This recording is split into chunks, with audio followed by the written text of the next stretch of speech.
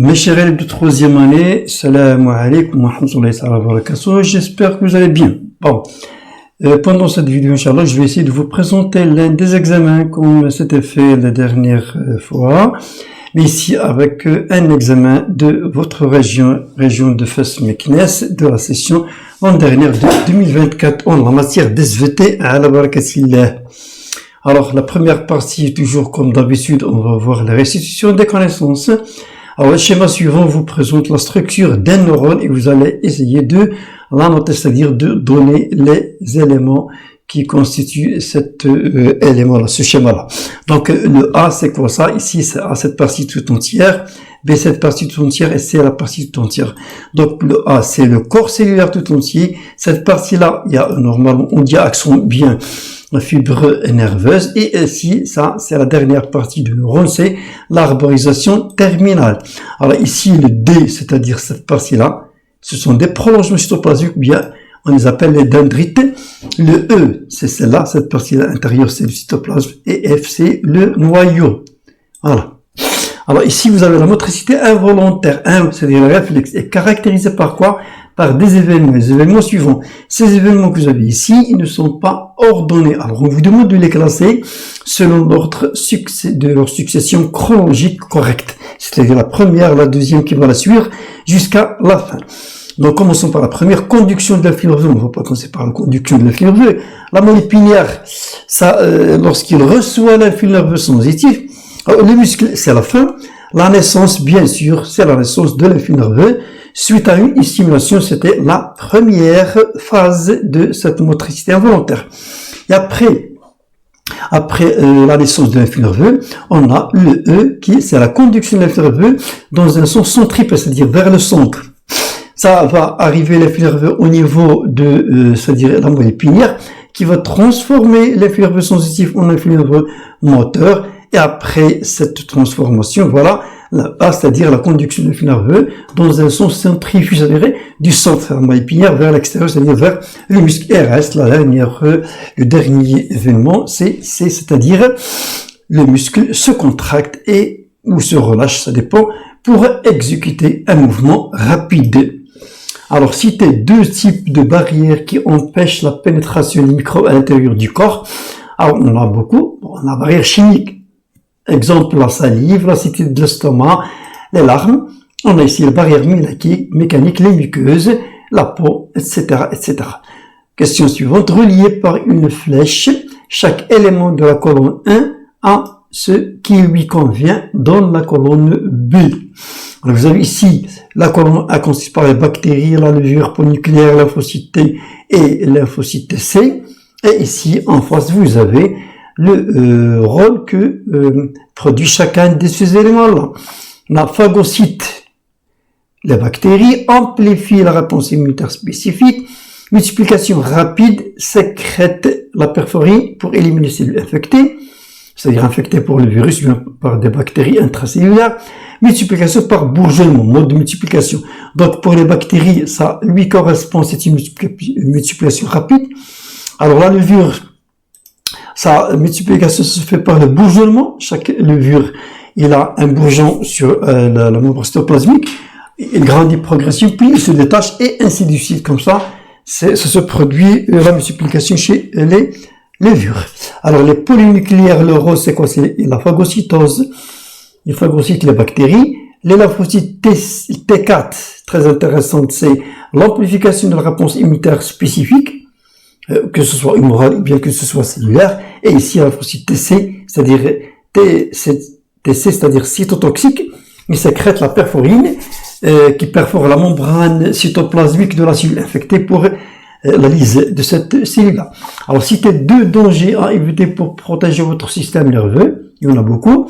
Parmi eux, il y en a la consommation du tabac et des drogues. Il y a la consommation excessive des stimulants, exemple le thé et le café et d'autres choses. Bon, passons maintenant au raisonnement scientifique à la communication écrite et graphique.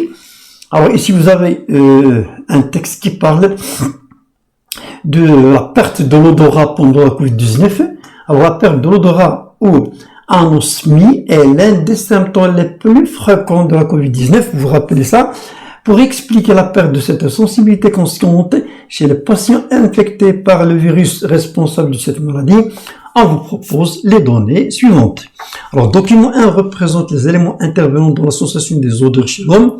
Et la question demandée à partir du document 1 et vos connaissances, vous allez compléter le tableau ci-dessus pour comprendre la perte d'odorat chez ces personnes-là. Vous avez un document, je le répète toujours, lorsque vous avez un document, essayez de lire tous les éléments constitutifs, essayez de le comprendre de quoi il s'agit, ça va vous faciliter la tâche pour répondre aux questions qui vont suivre. Donc ici, vous avez l'air olfactif, voilà, ici, vous avez ces points-là, rouges, c'est-à-dire les molécules des odeurs, vous avez ici une fleur, vous avez la muqueuse qui reçoit les différentes excitances des odeurs, le nerf qui va transporter, et voilà, les substances olfactives. Bon, alors, vous avez ici ce tableau-là, nature de l'activité concernant toujours l'odorat, quel est le centre responsable, tous les éléments ici nécessaires pour répondre, quel est le récepteur, quel est le conducteur, le type d'influx et le sens de l'influx nerveux. Donc, pour la nature de l'activité, c'est une sensibilité consciente, bien sûr. Le centre responsable, c'est, voilà, c'est l'air olfactif. Le récepteur, c'est celui qui reçoit l'excitation des odeurs. Ce sont les muqueuses olfactives au niveau du nez. Le conducteur nerveux, vous l'avez ici, le nerf olfactif. Le type de l'influx nerveux, c'est un influx nerveux sensif, bien sûr. Et le sens, c'est un sens centripe, c'est-à-dire de longueur récepteur, c'est-à-dire des muqueuses vers le centre. Alors ici, vous avez l'intérieur, c'est l'observation microscopique de la muqueuse interne. Ici, vous avez le nerf olfactif, voilà. Et vous avez ici deux schémas qui se ressemblent, mais il y a une différence.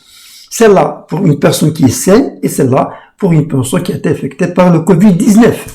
Et vous avez ici des cellules nerveuses responsables de la réception plutôt des molécules des odeurs. Regardez, essayez de voir la différence, comme ça va vous faciliter la réponse aux questions qui vont suivre par la suite. Alors, la question demandée, proposer une hypothèse, je m'excuse. Alors, vous allez proposer une hypothèse expliquant la perte d'odorat dans le cas de la Covid-19. Donc, essayez de comparer les deux. Donc, si vous faites la comparaison, on voit ici une partie, voilà, de la muqueuse. Ici, il n'y a plus seulement, ici, le virus et ici, les éléments qui vont exciter les récepteurs. Ici, il n'y a pas de récepteurs dans la muqueuse. Voilà, ici, il y a des récepteurs, des cils qui fixent les substances olfactives. Il n'y en a pas. Donc, il n'y a pas de réception d'organes qui va recevoir ces éléments-là, les odeurs, c'est-à-dire les molécules d'odeur. Il n'y aura pas de naissance de l'influx nerveux. Donc, voilà l'hypothèse qu'on peut supposer. Le Covid-19 attaque les neurones récepteurs de la muqueuse nasale et empêche la réception des odeurs. Deuxième hypothèse qu'on peut supposer, que le virus de la Covid-19 attaque les fibres nerveuses du nerf olfactif et empêche le transport de l'influx nerveux de la partie de la réception vers le centre. Alors, le virus ou bien du Covid-19 attaque les cellules de cortex olfactif et empêche le traitement de l'influx au niveau de la perception des odeurs. Alors ici, en 2021, des chercheurs de l'Institut Pasteur de Paris ont découvert les mécanismes impliqués dans la perte d'odorat chez les patients infectés par le virus responsable de la Covid-19 aux différents stades de la maladie. Alors, les schémas du document 2 représentent l'état de la muqueuse nasale, c'est-à-dire olfactive, chez une personne saine et une personne infectée par le virus. Alors, la question demandée ici, à partir du document 2, celui-là, déterminer les changements qui ont affecté la muqueuse nasale, on l'a dit tout à l'heure, voir la différence entre les deux. Donc, il y a les deux changements. La première, le Covid-19 infecte les cellules. Voilà, vous avez ici tous les éléments que vous allez utiliser pour répondre à la question de la muqueuse nasale. Et vous avez le deuxième changement, les neurones récepteurs de la muqueuse nasale perdent leurs cils qui vont recevoir l'excitation des odeurs, des molécules d'odeur. Alors ici, la quatrième question, à partir de ce qui précède, expliquez la perte de l'odorat dans le cas de l'infection par Covid-19. Vérifiez votre réponse proposée dans votre réponse à la question numéro 2. Donc bien sûr, le Covid-19 affecte les neurones récepteurs de la muqueuse nasale, ce qui provoque la perte des cils. s'il y a perte de cils nasales, par conséquence, pas de fixation du stimulus, c'est-à-dire les substances olfactives, pas de naissance de messages nerveux sensitifs, et cela est la cause de la perte de l'odorat chez les malades. Donc l'hypothèse il a été vérifiée, comme on l'a dit tout à l'heure. Deuxième exercice, ici vous avez la rougeole. La rougeole, passons maintenant à la limiter. La rougeole est une maladie virale, c'est-à-dire causée par des virus, très contagieux qui passent d'une personne à une autre personne, dont les complications peuvent être graves. Au Maroc, une augmentation significative de cas de cette maladie a été observée depuis septembre 2023. Ceci est dû à une baisse de la demande de vaccination anti-rougeole contre la rougeole entraînée par la pandémie Covid-19. Pour démontrer l'importance de la vaccination contre la rougeole, on propose les données suivantes. Alors, la vaccination contre la rougeole a été introduite dans le calendrier du ministère de la Santé marocaine depuis 1981 et le document 1 que vous voyez ici présente l'évolution du nombre de cas de rougeole et le pourcentage de vaccinés contre cette maladie au Maroc depuis 1987 à 2005. Alors ici, vous avez un document, je le répète, essayez de voir tout entier. Alors, vous voyez ici le pourcentage des cas vaccinés. Voilà ici. Le nombre de cas de rougeole, c'est en bleu, c'est ce bâton-là. Et la courbe ici en rouge représente le pourcentage de vaccinés. Donc ici, regardez, vous avez un bâton très très élevé vers les 90% de nos cas de rougeole. Si on va voir le pourcentage, il est là, c'est-à-dire à peu près 70. Et si on va prendre une autre qui est très très basse, par exemple celle-là, bien celle-là, on voit ici que le pourcentage il est élevé. Ça, on n'a pas encore vu les questions. Donc, mais on vous demande d'analyser avant de voir les questions comme ça. Ça va faciliter la réponse aux questions qui vont suivre comme j'ai dit tout à l'heure. Donc, à partir du document 1, celui-là, comparez le nombre de cas de la rougeole et le pourcentage des vaccinés contre la rougeole au Maroc entre l'année, c'est la 1987 à l'année 2005. Donc, vous voyez ici, il y a ici, en 1987, un pourcentage de nombre de cas de rougeole très élevé. Ici, il est bas. Alors, pour le nombre de pourcentage de vaccinés, ici, il est bas. Mais ici, il est élevé. Voilà. Jusqu'à 90% de personnes qui ont été vaccinées. Donc, le pourcentage de vaccinés contre la rougeole a passé de presque 70% en 1987 à presque 90% en 2005. Le nombre de cas de rougeole a diminué considérablement entre cette année 1987 et 2005, en passant de 26 621 cas en 1987 à 22 2251 cas en 2005, c'est-à-dire cette année.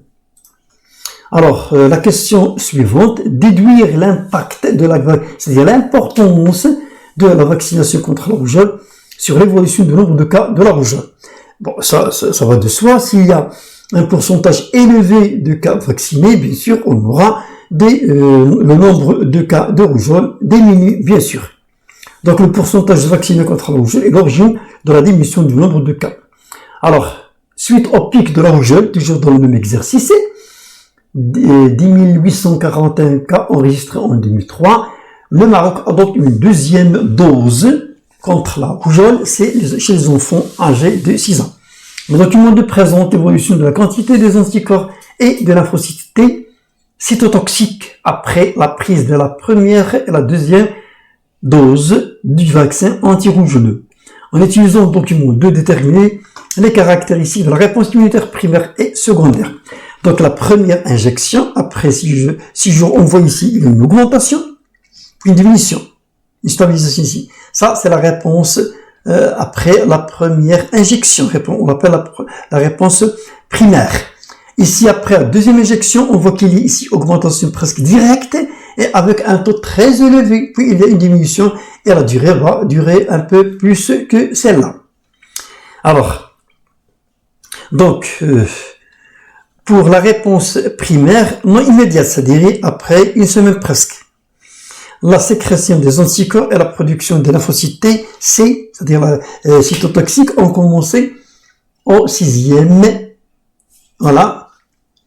C'est le temps. Voilà. Après injection de la première dose. Après ici, un faible taux des anticorps et du nombre de lymphocytes TC, durée de réponse immunitaire courte pour cette première. Alors, ici, pour la réponse secondaire, celle-là, on voit ici que presque il y a direct avec un taux très élevé. Et la durée, elle est plus longue que la première. Alors, montre l'importance d'une deuxième dose de vaccination contre la rougeole, on vient de le dire. Troisième question, d'après ce qui précède et vos connaissances, montrez comment la baisse de la maladie de vaccination anti-rougeoleuse, pourcentage vacciné, entraînée par la pandémie de Covid-19, a contribué à l'augmentation des cas de rougeole au Maroc. Donc l'importance d'une deuxième dose de vaccination contre la rougeole en amplification de la mémoire immunitaire, c'est-à-dire production des lymphocytes B mémoire et T qui vont se rappeler de l'antigène qu'on a injecté pendant la première et la deuxième injection. Réaction immunitaire spécifique soit plus rapide et plus efficace lorsque le corps est en contact avec ce virus de la rougeole une deuxième fois. Alors, d'après ce qui est précédé vos connaissances, montrez comment la baisse de la demande de vaccination anti-rougeole entre la pandémie a contribué à l'augmentation de cas de rougeole. Donc, la baisse de la demande de vaccination anti-rougeole, donc, faible. Mémoire immunitaire. On n'a pas suffisamment de cellules mémoire BT. Ce qui conduit à la multiplication du virus de la rougeole et sa propagation entre les individus. Merci de votre attention. Je pense que ça vous a intéressé pour la préparation de votre deuxième contrôle de ce semestre et ainsi de l'examen régional. Je vous laisse avec Charles-Augustin Sainte-Beuve, qui est normalement un critique littéraire, écrivain français, qui dit que si vous n'essayez jamais, vous ne réussissez jamais. Vous ne réussirez jamais. Mais si vous essayez, vous risquez de vous étonner vous-même. Ça veut dire quoi? Ça veut dire, vous voyez quelque chose, un travail, ou bien un projet, vous allez dire non, je peux pas essayer, je peux pas le faire, mais essayez, vous allez voir que vous pouvez le faire. Merci de votre attention et bon courage et à la prochaine fois, Inch'Allah.